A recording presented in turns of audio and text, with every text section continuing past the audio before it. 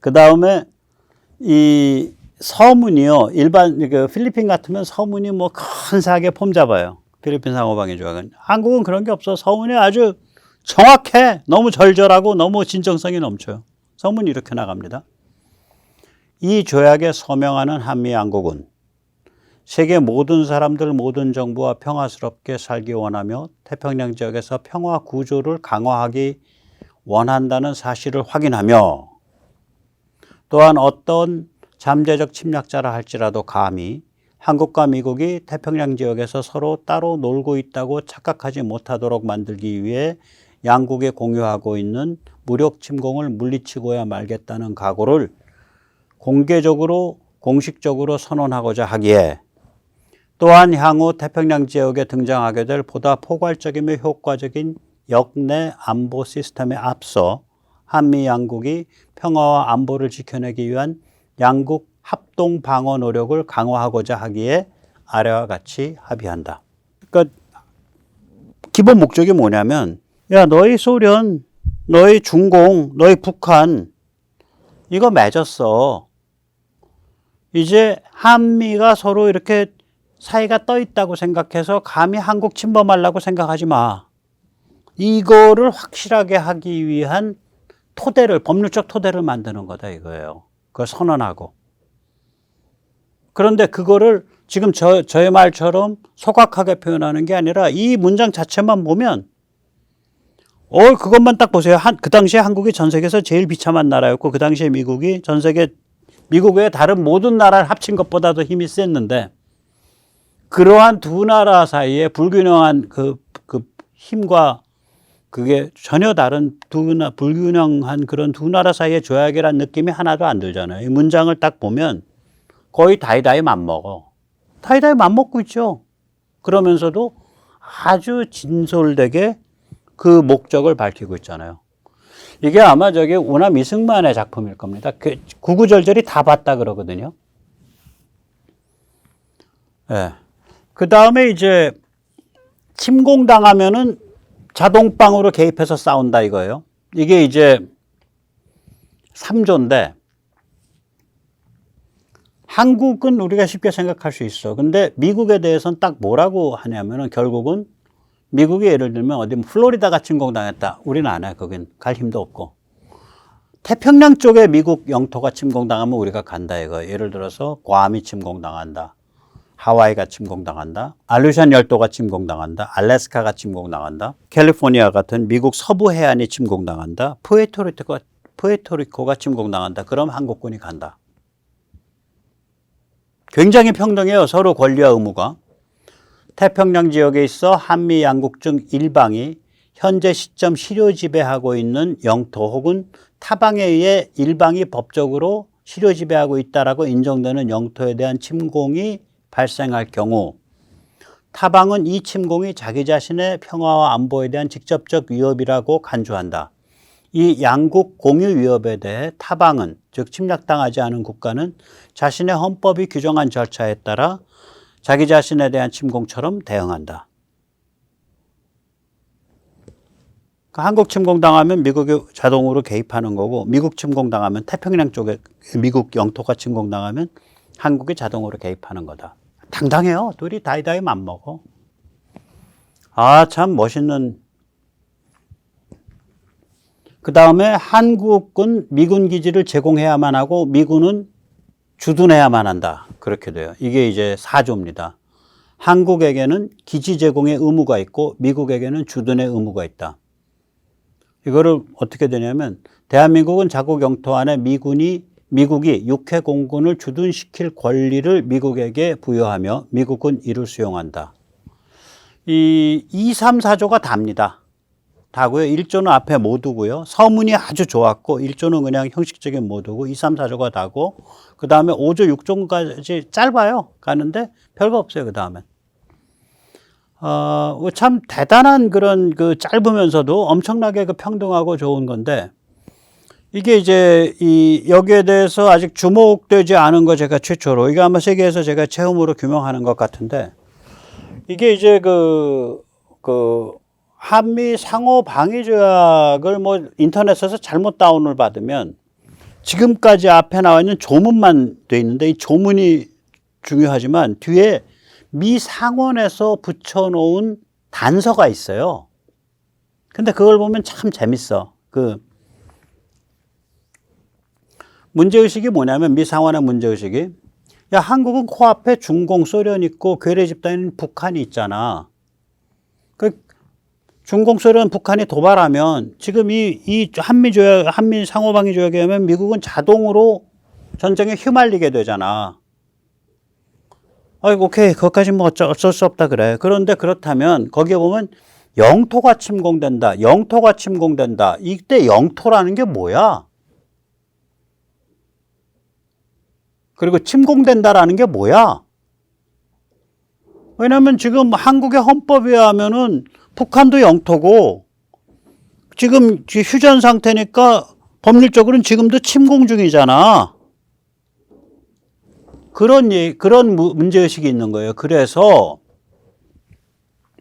미 상원이 이 같은 걱정 때문에 참전의 조건 및 한국의 영토에 뭐냐? 여기에 대한 단서 조건을 붙여요. 이 단서 조건을 붙여가지고 이거를 한국에 1954년 1월 28일에 한국 정부에 전달을 했고 한국 정부는 당신들 해석이 맞아. 당신들 해석 수용할게.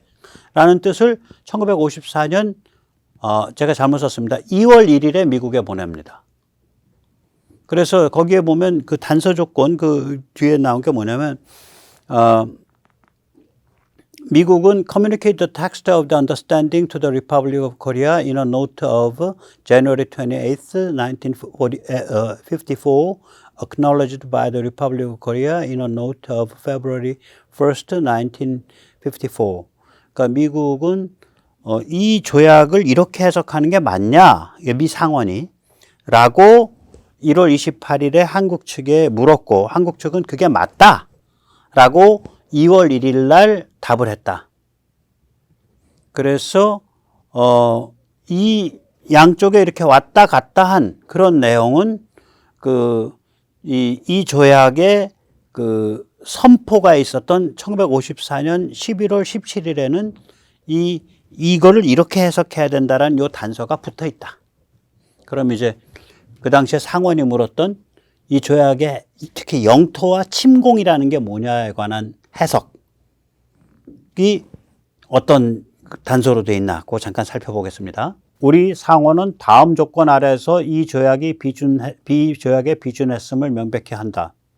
첫째, 제3항에 기반하여 침공당한 일방을 돕기 위해 타방이 의무적으로 참전함에 있어 이는 외부로부터의 무력 침공에만 국한된다. 즉 다시 말하면 한국 안에서 내전 같은 거 일어났을 때 미국이 그거에 대한 자동 개입 의무 없다 이 소리예요. 외부로부터의 무력 침공. 그러니까 external armed attack. 침공이라는 게 외부로부터의 무력 침공이다. external의 방점이 있는 거예요. 둘째, 한국이 합법적으로 그 행정권을 장악했다라고 인정하는 미국이 인정하는 지역만을 영토라고 본다.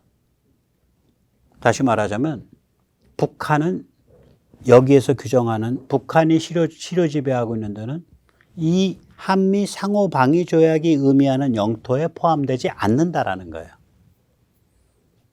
즉 침공이라는 거는 휴전 때 성립한 그 영토에 대해서만 국한된다.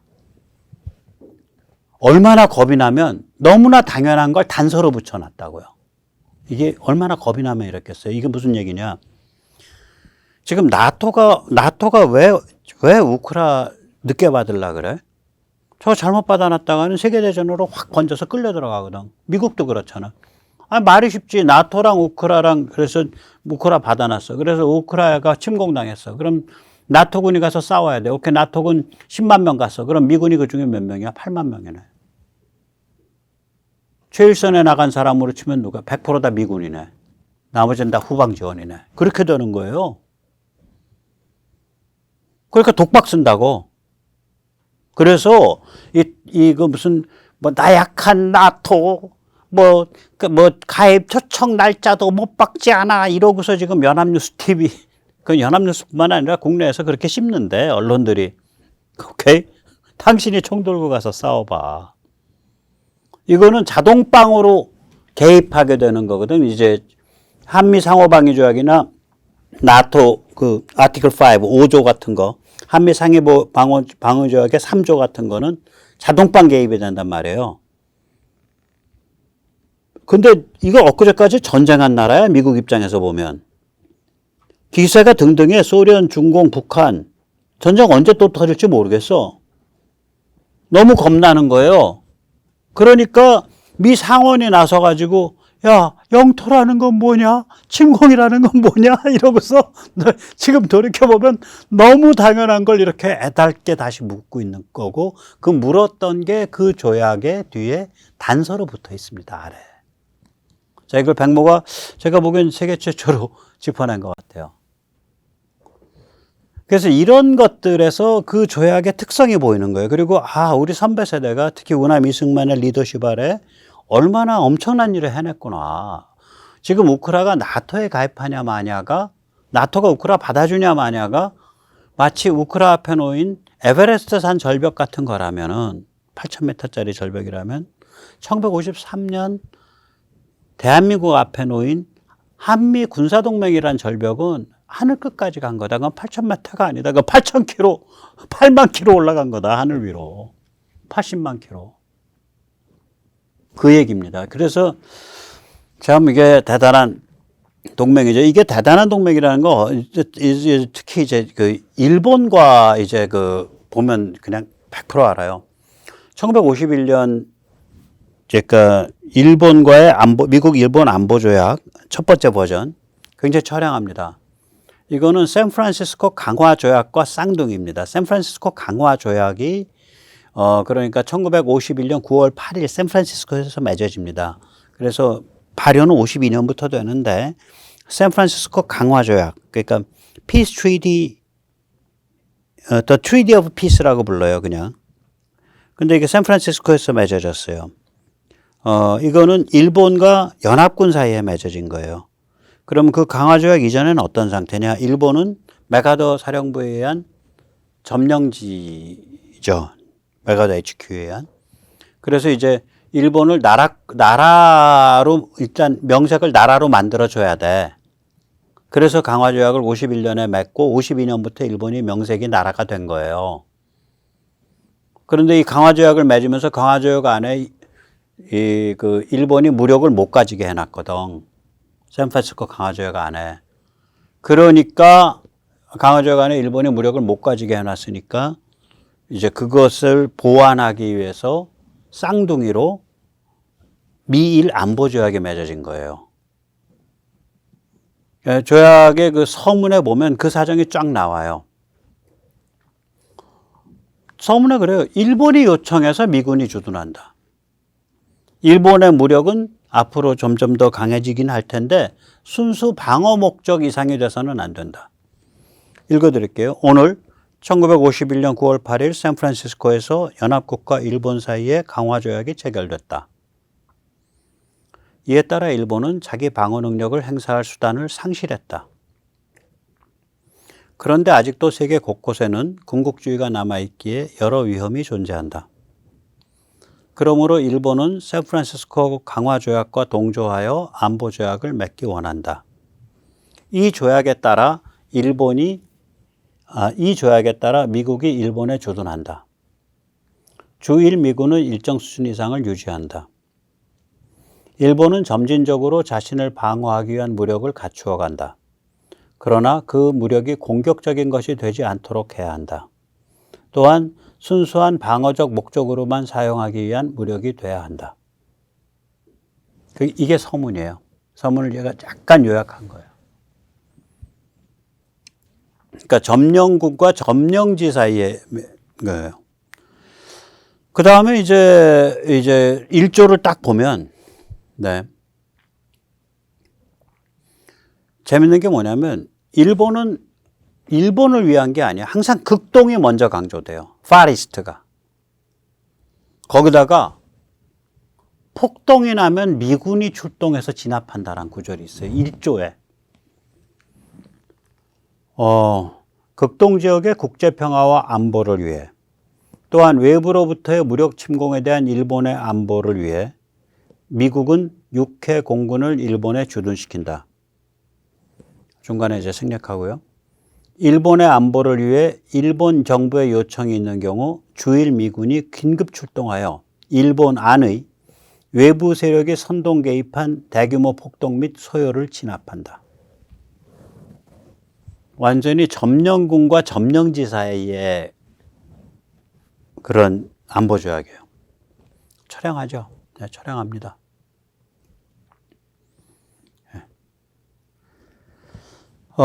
그런데다가 이제 2조 가면 살벌해요. 이 조약 짧거든요. 야, 너희 말이야. 다른 나라에 너희 그 군사기지 같은 거 내주면 안 돼. 지부티 같은 경우는 다른 나라에 군사기지 내줘가지고 국가 살리면서 살잖아. 거기 뭐 중국부터 미국까지 거기 한 열댓 개 국가가 군사기지 갖고 있을걸요. 지부티 홍해 들어가는데. 근데 딱 이 얘기가 있습니다. 일본은 미국의 사전 동의 없이는 다른 어떤 나라에게도 군사기지 혹은 그와 연관된 어떠한 권리, 힘, 권위 등 일체를 제공해서는 안 된다.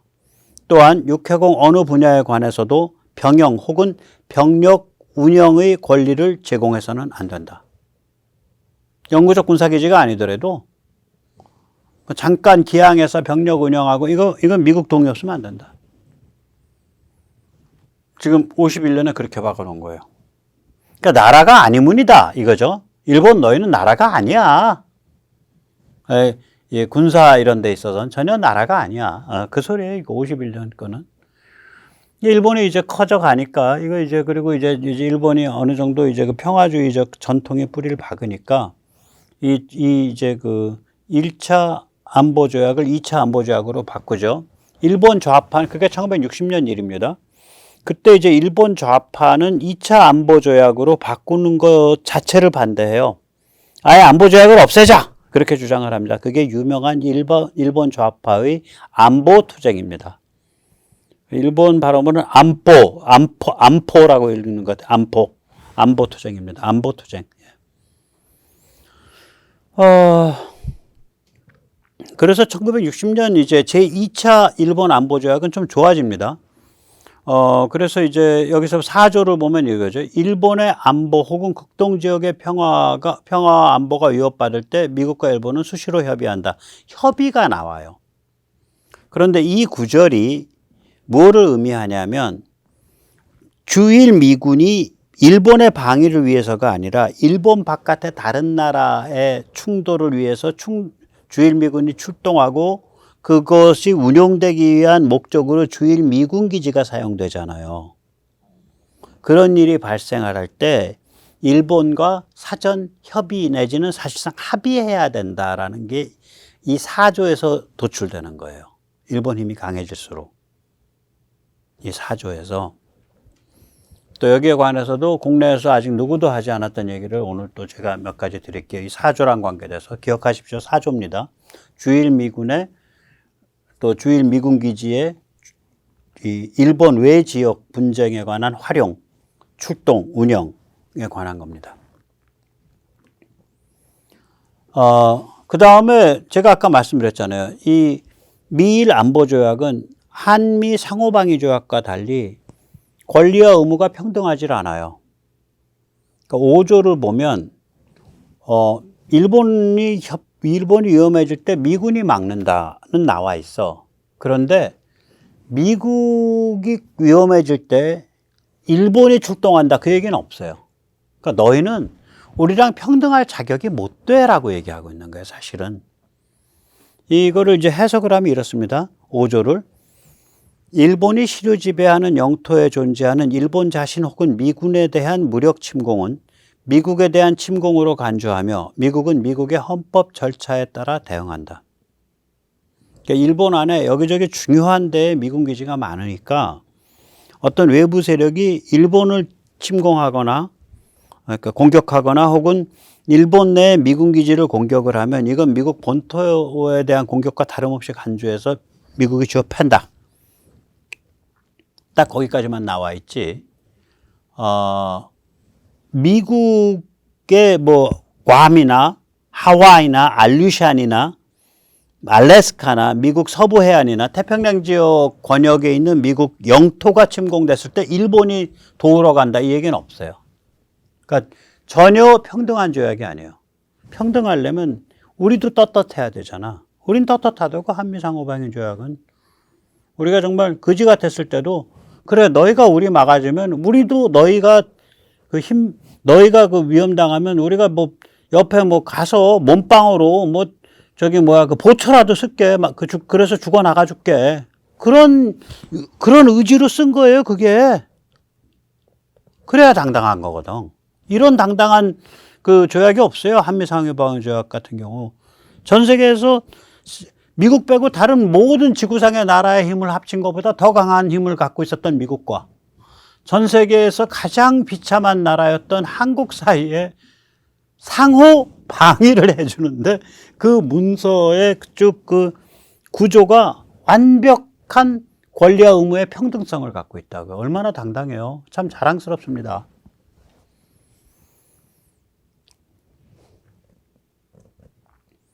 그 다음에 이제 여기 이제 또 나와요. 주일 미군 기지는 일본뿐 아니라 극동을 위해 사용된다. 우리 주한 미군 기지에 대해서는 그 얘기가 없었죠. 한국만을 위해 쓴다는 얘기는 그런 구절도 없지만 명시적으로 이게 극동 지역에 문제 터졌을 때 같이 간다. 뭐 이런 얘기가 없다고요. 그 발진 기지로 사용된다. 항상 극동이 강조돼요. 그게 6조입니다. 그래 아까 4조와 6조가 이제 서로 대응되는 거예요. 서로 이제 연관돼 있는 거예요. 일본 안보에 기여하기 위해 또한 극동의 국제 평화와 안보를 유지하기 위해 미국은 일본 안의 육해공 미군 기지를 사용할 권리를 가진다. 그런데 이제 4조랑 맞물려서 이런 상황에 이르게 되면 일본과 사전 협의한다. 이렇게 되는 거죠. 컨설팅한다. 그러니까 협의한다는데 일본의 힘이 상당히 강해지고 미국 골탕 먹일 수 있는 여러 가지 근육이 생기니까 그 컨설팅, 협의라는 게 사실은 합의, 어그리먼트의 성격을 갖게 되죠. 힘대로 가는 거니까. 돈 깨도 자기 집에서 먹어준다고 그렇게 되는 거죠. 네, 홈그라운드니까.